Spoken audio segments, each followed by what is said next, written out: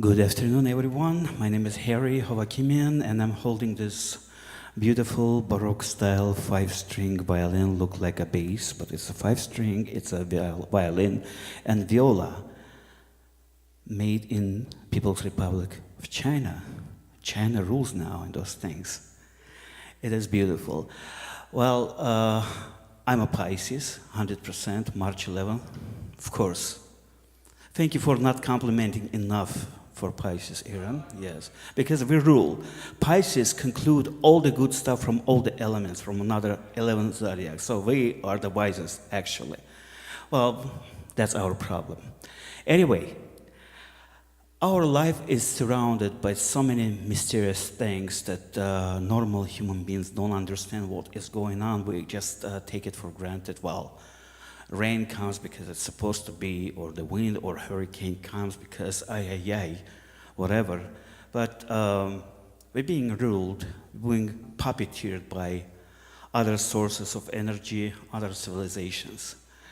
And some of those invisible forces amongst us. There was one species in here, the cat. It's number one. It's among us. I own two cats. I love them. They were seeded from another planet. There are so many memories of the military pilots that overheard in UFO. Mew, mew, cat sounds. So those ships were piloted by cats. They're very special. And I don't know if, how many of you had a cat. Sometimes cat would pay attention to the empty corner and look like someone is doing something. They look there, but there's nothing. They can see. They can see, but we don't. So they have a sixth sense.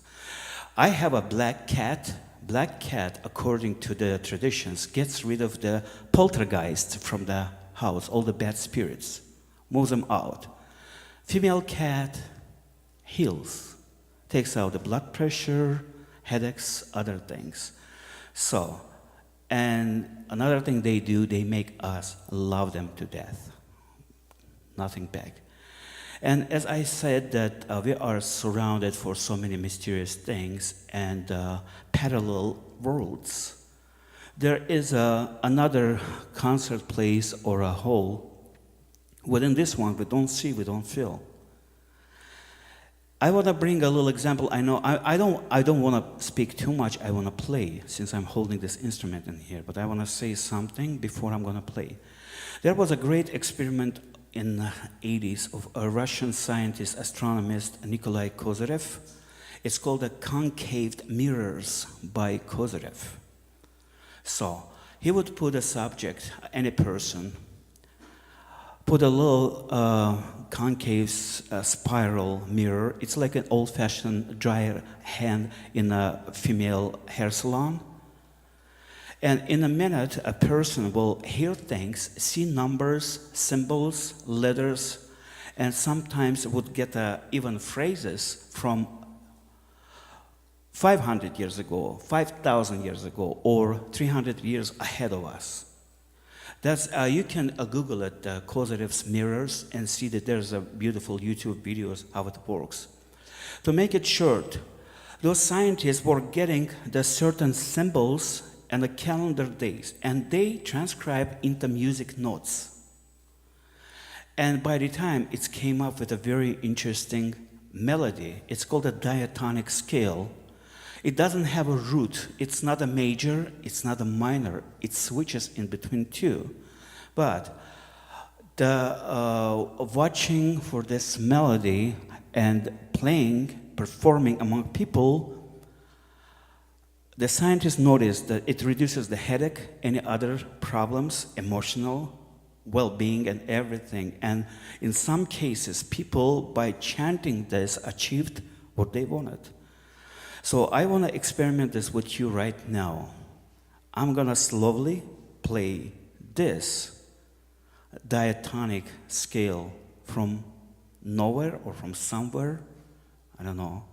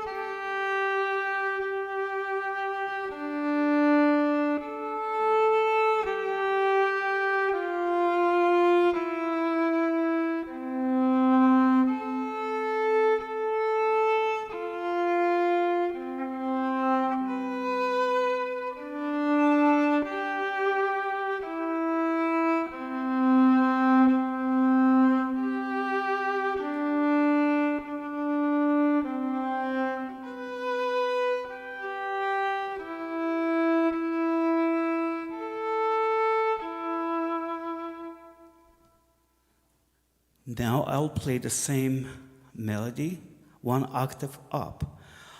As an experiment, I want you to think something that appears to be like a little problem for you, and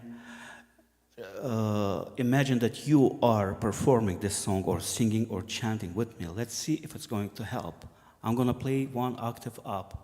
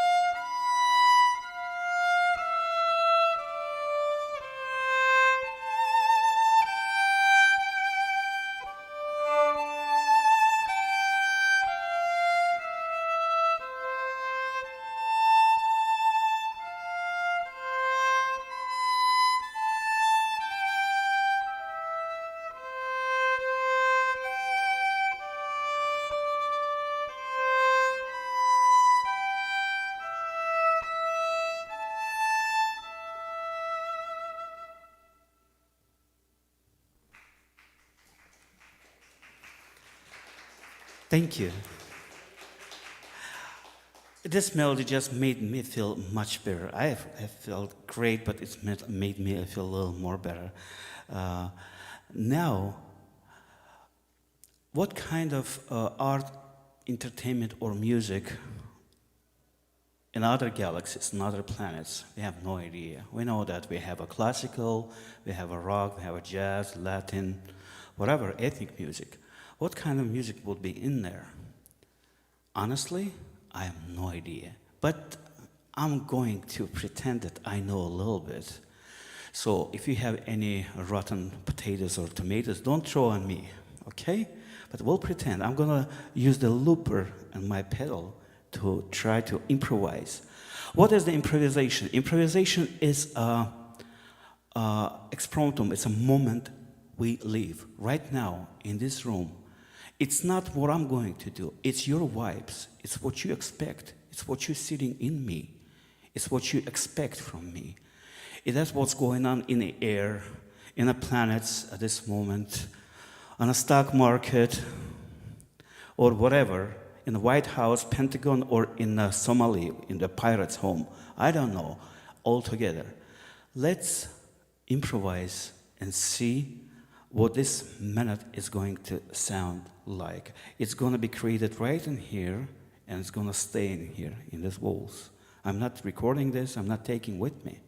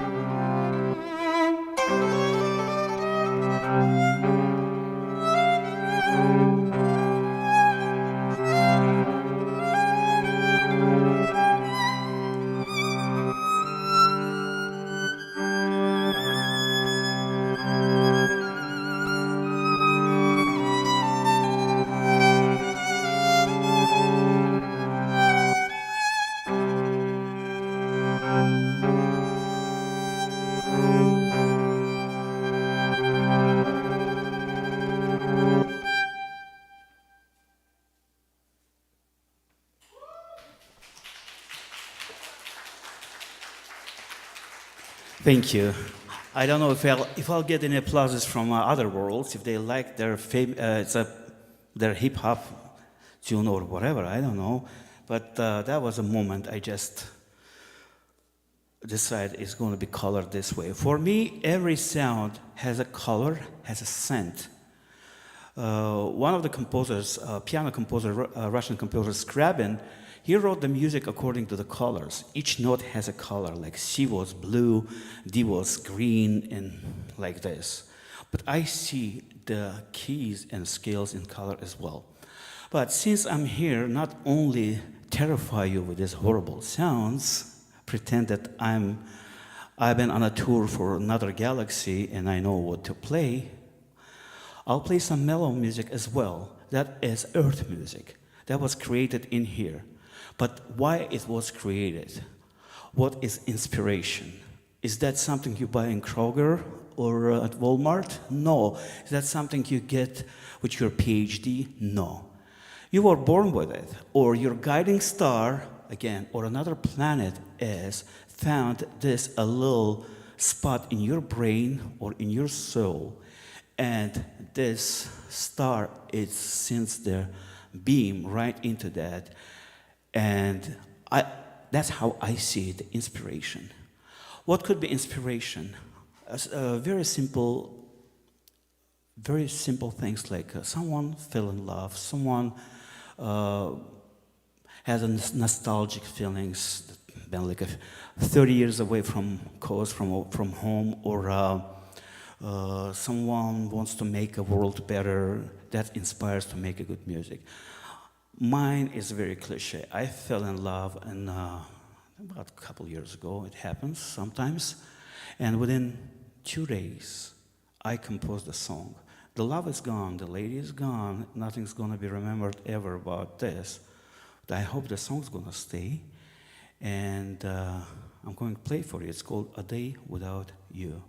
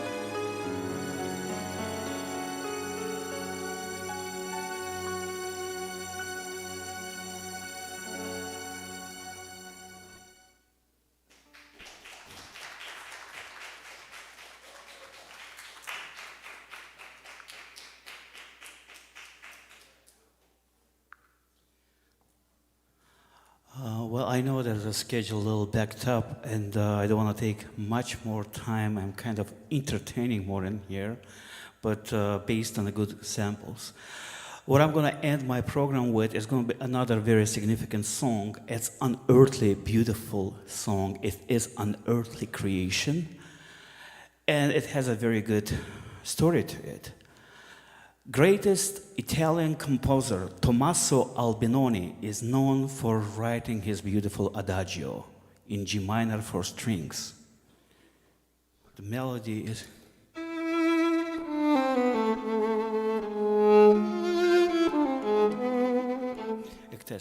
etc. In 1945, Rezo Gianotti, Italian librarian, was going through the stuff in Berlin after the World War II was over, and he found original manuscript of Tommaso Albinoni Adagio. But guess what? Just the first 6 measures of it, not even a melody. First phrase of the melody. Something joined him, something told him, hey, grab this and do something with it. So he managed to, based on 0-6 measures, compose this beautiful song. And unfortunately, mass people don't know that it's not Albinoni, but Albinoni being credited for this song, but it's actually Remo Giazzotti. So I'm gonna end my spot in here with this unearthly beautiful adagio, but it's not in a classical original way. It's more like in relaxing R&B version of Lara Fabian, famous singer from Canada. That's her version. I'm going to play for you. And thank you for being very patient listeners.